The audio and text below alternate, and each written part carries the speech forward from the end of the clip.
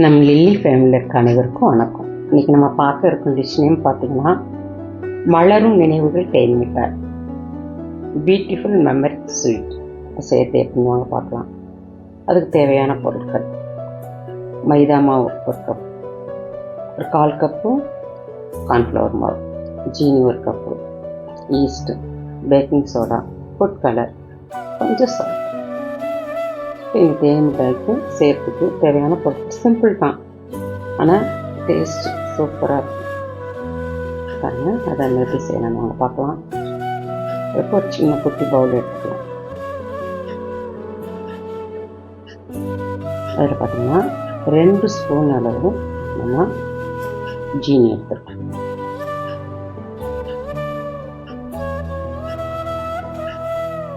சின்ன ஸ்பூனில் 1 ஸ்பூன் அளவு ஈஸ்ட், பெரிய ஸ்பூன் அளவு, குட்டி ஸ்பூன் அளவு ஈஸ்ட். அதை கொஞ்சம் தண்ணி ஊற்றி நம்ம கொஞ்சம் நேரம் ஒரு 15 நிமிஷம் ஊற வச்சுக்கோம்.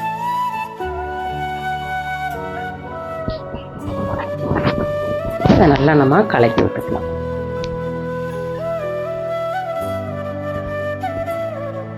அதை நல்லா கலக்கி விட்டுட்டு நம்ம அப்படியே ஒரு 15 நிமிஷம் ஊற வச்சாலும் போதும்.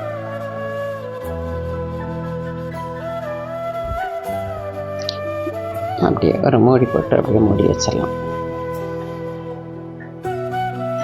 அப்படியே இருக்கட்டும்.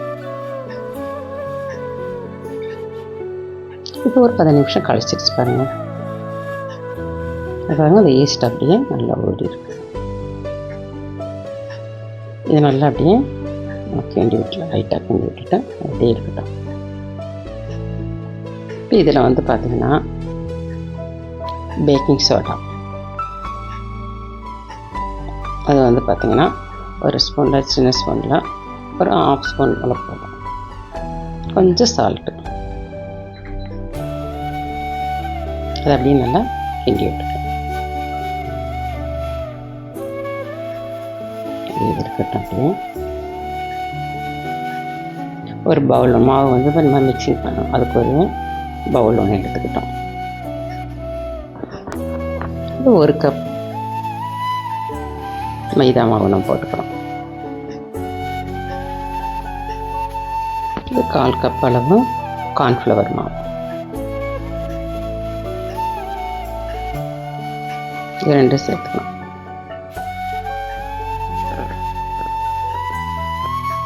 இதில் பார்த்திங்கன்னா நம்ம இந்த ஈஸ்ட் கலக்கி வச்சுருக்கோம் பாருங்கள், இதை அப்படியே நம்ம இதெல்லாம் ஊற்றிக்கலாம்.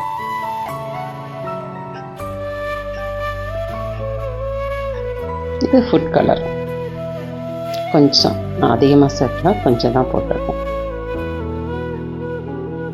கலர் சேர்க்காமே நம்ம செய்யலாம், இருந்தாலும் கொஞ்சம் அந்த கலர் வரணும். அந்த தேன் மிட்டாயில் கொஞ்சம் கலர் வரும் பாருங்கள், அதனால தான் கொஞ்சமாக அப்படியே நல்லா பிசைஞ்சுக்கணும். இதில் என்ன மெயின் பார்த்திங்கன்னா நல்ல மாவு பிசையணும். நல்லா இந்த மாவு பிசைஞ்சு கொடுக்க தான் நல்லா சாஃப்ட்னஸ் வரும். அப்படின்னு நம்ம பிசைகிறப்ப கொஞ்சம் கொஞ்சமாக தண்ணி ஊற்றிக்கணும், தேவையான அளவு கொஞ்சம் கொஞ்சமாக.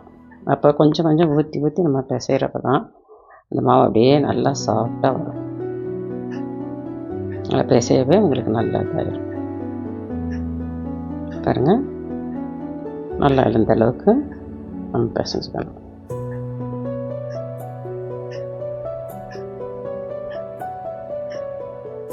நல்லா அப்படியே பிசைகிறப்பே அந்த மாவு அப்படியே இந்த சாஃப்ட் ஆகும். அப்படியே இந்த அளவுக்கு நம்ம பிசைஞ்சு பாருங்கள். இது ஒரு மூடி போட்டு ஒரு 1/2 hour விட்டலாம். 1/2 hour 1 hour தாராளமாக 1 hour விட்டால் தான் நல்லா மெதுவாக இருக்கும். 1 hour தாராளமாக விடலாம். பாருங்கள், எந்த அளவுக்கு அப்படியே பஃபியாக இருக்கு பாருங்கள், நல்லா பொதிஞ்சு வந்துருக்கு. அது அப்படியே நல்லா கொஞ்சம் ஃபஸ்ட்டு நம்ம கொஞ்சம் பாதி எடுத்துக்கலாம். இதில் நம்ம சப்பாத்தி கட்டலையும் தேய்ச்சிக்கலாம். இது கொஞ்சம் அகலமாக இருக்கணும், வெஜிடபிள் கட்டரில் நம்ம கட் பண்ணிக்கிறோம். கொஞ்சம் மைதா மாவு அப்படியே அந்த கட்டையில் அப்படியே பரவலாக தடவி விட்டுக்கலாம். இதை அப்படியே வச்சு நல்லா நம்ம சப்பாத்திக்கு தேய்ப்போம் பாருங்கள், அந்த அளவுக்கு லேசாக தேய்க்கக்கூடாது, கனமாக தேய்க்கணும். அந்த மெத்தடில் சார் அப்படியே நல்லா தேய்ச்சி விட்டுக்கலாம். ரொம்ப கனமாக இருந்துச்சுன்னு வச்சுங்களேன், ரொம்ப இதாக இருக்கும். அதனால் நம்ம ஓரளவுக்கு சப்பாத்தி மாதிரியும் போயிடக்கூடாது, ஓரளவுக்கு மீடியமாக நல்லா கனமாக இருக்கிற அளவுக்கு அப்படியே நல்லா நம்ம தேய்ச்சிக்கலாம். தேய்ச்சிட்டு இதை வந்து இப்படி செய்யலாம், இல்லை பார்த்தீங்கன்னா உருண்டையாக நம்ம உருட்டிப்போலாம். இப்படி இந்த இதாக மூடி, இப்போ எனக்கு வந்து இந்த தேங்காய் திருவுள் இருக்குது, இதில் வந்து பாருங்கள் பின்னாடி ரவுண்டாக இருக்கிறதுனால அதில் வச்சு அந்த அச்சில் வச்சு அப்படியே நம்ம அப்படியே மாவு அமுக்கிறப்ப அந்த ரவுண்டு நம்மளுக்கு கிடைக்கும், சின்ன சின்ன குட்டி குட்டி பீஸாக. உங்களுக்கு பெருசாக வேணுமா பெரிய ரவுண்டு எடுத்துக்கோங்க, இல்லையா நம்ம வந்து மாவே நல்லா சுருட்டி அதில் நம்ம வந்து பார்த்திங்கன்னா குட்டி குட்டியாக ரவுண்டாக நம்ம கத்தி வச்சு கட் பண்ணி கொஞ்சம் கொஞ்சமாக எடுக்கணும். நான் வந்து இந்த மாதிரி இந்த அச்சில் எடுக்கிறேன். சின்னதாக இருக்கப்போ நல்லா உங்களுக்கு அந்த ஒரு மாதிரி நல்லா பஃபியாக வரும். ஃபுல்லாக இதில் அப்படியே நம்ம எல்லாம் அந்த மாவில் எல்லா பக்கமும் இதே மாதிரியே ரவுண்டான மாச்சை வச்சு எடுத்துக்கலாம். நம்ம அது என்ன டிசைன் இருக்கோ அந்த மாதிரி எடுத்துக்கலாம். ஆனால் தேன் மிட்டாய்னா ரவுண்டாக வர்றது தான் நம்ம எடுக்கிறப்ப தான் கரெக்டாக வரும். மூடி எந்த மூடினாலும் நம்ம எடுத்து வச்சுக்கலாம். அப்படியே ஃபுல்லாக அந்த அச்சா இந்த மாவு நம்ம அப்படியே அழுத்தி எடுத்துக்கலாம்.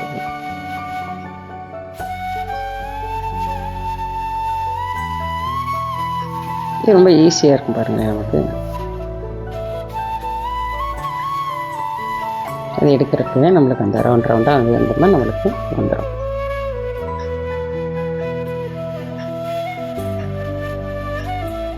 உருண்டையை நம்ம போடுறப்ப என்ன ஆகும்னா, எண்ணெயில் போடுறப்ப உங்களுக்கு வெடிக்கும், அப்படியே தெரிக்கும். இந்த அளவுக்கு ஒரு தட்டையாக இருக்கிறப்ப தான் அது அப்படியே கொஞ்சம் உங்களுக்கு புஷ்ஷுன்னு அப்படியே அது கொஞ்சம் பஃபியாக வரும். இந்த மாவை நம்ம பாருங்கள் உருட்டி வச்சுருக்கு பாருங்கள், சப்பாத்தி மாதிரி ரவுண்டை தேய்ச்சி அப்புறம் இப்படி உருட்டி வச்சுட்டு இதை வந்து பார்த்திங்கன்னா சின்ன சின்ன பீஸாக நம்ம கத்தியில் வச்சு கட் பண்ணிக்கலாம்.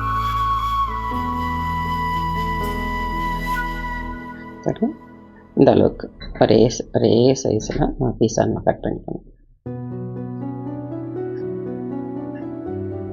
இதில் பாருங்கள், இதை அப்படியே நம்ம போட்டுக்கலாம். இது உருட்ட வேணாம், இந்த மாதிரியே நம்ம போட்டுக்கலாம். இந்த மாதிரி நம்ம கட் பண்ணியிருக்கோம். இப்போ எல்லாமே நம்ம மாவில் எல்லாமே நம்ம ரெடி பண்ணிக்கிட்டோம். இந்த சைஸ் எல்லாம் நம்ம எடுத்துக்கிட்டோம். இப்போ சின்ன ஒரு பேனில் நம்ம எண்ணெய் ஊற்றி வச்சுருக்கோம். எண்ணெய் காயட்டும். காஞ்சோடனே நம்ம அப்படியே ஒவ்வொன்றா நம்ம கட் பண்ணி வச்சுருக்கோம் பாருங்கள். இந்த மாவில் கட் வச்சுருக்கதை நம்ம அப்படியே போட்டோடனே பாருங்களேன், நல்லா அப்படியே ஊற்றி வரும். அப்படியே சின்ன சின்னதாக இருக்கப்போ நல்லாயிருக்கும். பாருங்கள் நல்லா ஒரு செவந்து வந்துடுச்சு பாருங்கள். அதை அப்படியே பெரட்டி விட்டுக்கலாம். பெரட்டி விட்டு வந்தோன்னா நல்லா பாருங்கள் செவந்து எல்லா பக்கமும் ஒரே மாதிரி வந்துடுச்சு. அதை நம்ம எடுத்து தனியாக நம்ம ஆயில் இதில் போட்டு வச்சுக்கலாம். அதில் அப்படியே ஆயில் ஃபில்டர் ஆகட்டும்.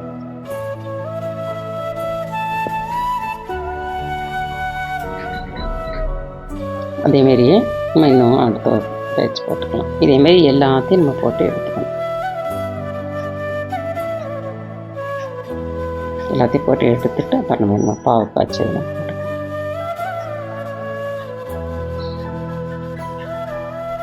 இப்போ ரெடி ஆயிடுச்சு. இப்போ நம்ம ஒரு வடசட்டி அடுப்பில் வச்சுருக்கோம் பாருங்கள், எல்லாமே ரெடி ஆயிடுச்சு.